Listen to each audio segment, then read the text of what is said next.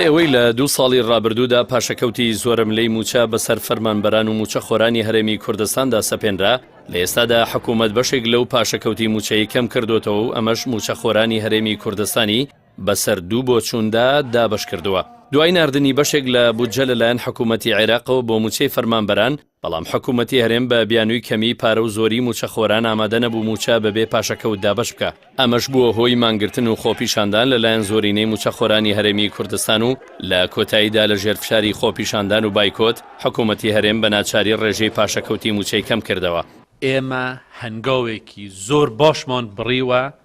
بەرەو کۆتایی هێنان بە پاشەکەوتی موچە.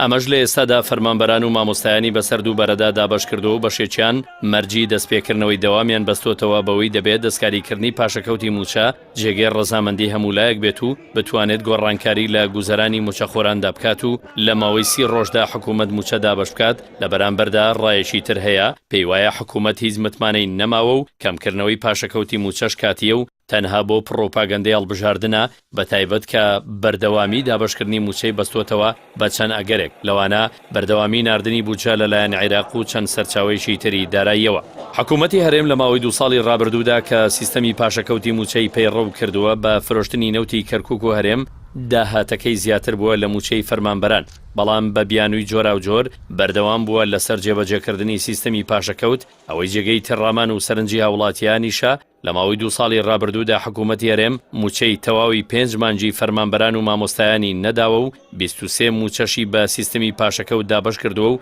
بەردەوامیش بووە لە فرۆشتنی نەوت، کەچی لە ئێستادا بەرپرسانی حکوومەت ئاماژە بەوە دەکەن هەرێم ملیاران دۆلار قەرزدارە کە تا ئێستا کەس نازانێت ئەم قەرزانە بۆچی کراون، لە کاتێکدا موچە دابش نەکراوە و نەوتیش بە ڕێژەیەکی ئێجگار زۆر فرۆشراوە.